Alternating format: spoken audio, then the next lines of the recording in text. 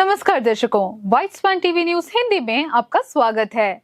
पश्चिमी एशियन राजनीति एक निर्णायक मोड़ पर है। कतर की राजधानी दोहा में इसराइल द्वारा किया गया अभूतपूर्व हवाई हमला क्षेत्र में एक नए संकट को जन्म दे चुका है। इस हमले की प्रतिक्रिया में अरब इस्लामिक जगत एक आपातकालीन शिखर सम्मेलन के लिए दोहा में एकत्रित हो रहा है और पूरा विश्व इस पर उत्सुकता से नजर गड़ा रहा है। यह केवल एक बैठक नहीं है, बल्कि इसराइल की सैन्य आक्रामकता और अमेरिका की चुप्पी के खिलाफ एक नए राजनीतिक गठबंधन के उभरने का संकेत भी है। 2025 सितंबर 9 मंगलवार दोपहर 3 बजे दोहा शहर विस्फोटों की आवाज से दहल उठा। शहर के समृद्ध वेस्ट बे लगून, जहां कई विदेशी दूतावास और आवासीय परिसर हैं, एक पल में धूल में डूब गया। इसराइली डिफेंस फोर्स ने बाद में इस हमले की जिम्मेदारी ली। इसराइल ने इसे सटीक हमला कहा, जिसका उद्देश्य हमास के राजनीतिक नेतृत्व को निशाना बनाना था। इसराइली मीडिया रिपोर्ट्स के अनुसार यह एक जटिल सैन्य कार्रवाई थी।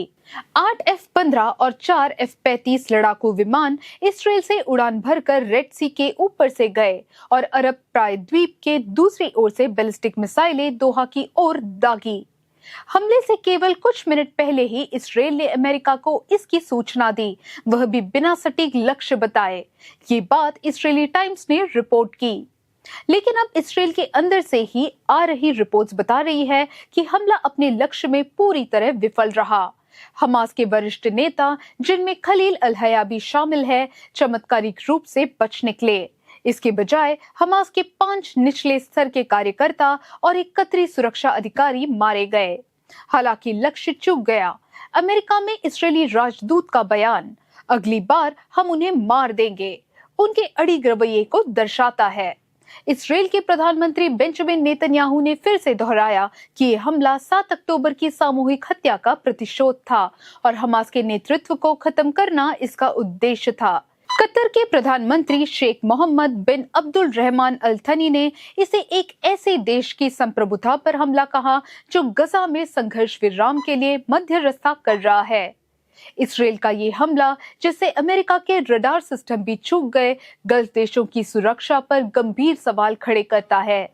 हमले के बाद कतर के प्रधानमंत्री ने अमेरिकी राष्ट्रपति डोनाल्ड ट्रंप से मुलाकात की, जिसने मामले की गंभीरता को और बढ़ा दिया।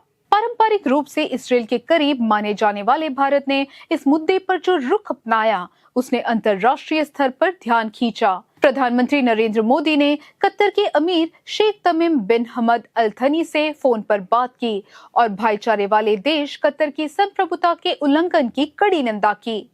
भारत ने कतर को पूरा समर्थन घोषित किया। भारत ने स्पष्ट किया कि आतंकवाद के हर रूप का विरोध करते हुए भी समस्याओं का समाधान केवल बातचीत और कूटनीति से होना चाहिए।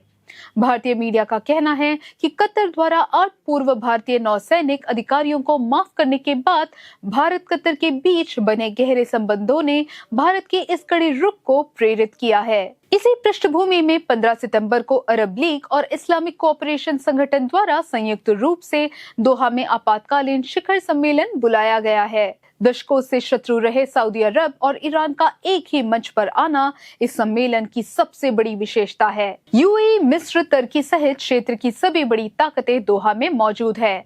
गल्फ देशों की सुरक्षा सुनिश्चित करने में अमेरिका की विफलता को लेकर नाराजगी गहरी है।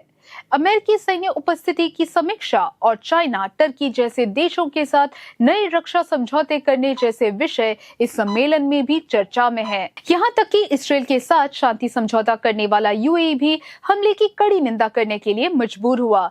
ये गंभीर समझौतों के भविष्य पर प्रश्न चिन्ह खड़ा करता है। जॉर्डन ने पहले ही इसराइल के साथ शांति समझौता निलंबित कर दिया है। भविष्य में ऐसे हमलों से निपटने के लिए एक संयुक्त अरब सैन्य गठबंधन के गठन का सुझाव भी सक्रिय रूप से चर्चा में है। दोहा में हुआ हमला इसराइल के लिए सैन्य जीत नहीं था, बल्कि एक बड़ा कूटनीतिक विनाश था। केवल एक ही कार्रवाई से इसराइल ने गजा में संघर्ष विराम वार्ताएं ठप्प कर दी, अरब दुनिया को अपने खिलाफ एकजुट कर दिया और भारत जैसे मित्र देशों को भी निंदा करने के लिए मजबूर किया। अब दुनिया की नजर इस पर है कि दोहा में हो रही ये आपात बैठक केवल एक बयान तक सीमित रहेगी या फिर इसराइल के खिलाफ आर्थिक और कूटनीतिक प्रतिबंध जैसे कठोर कदम उठाए जाएंगे। एक बात स्पष्ट है, कतर से उठता धुआं पश्चिम एशिया के राजनीतिक नक्शे पर नई सीमाएं खींच रहा है।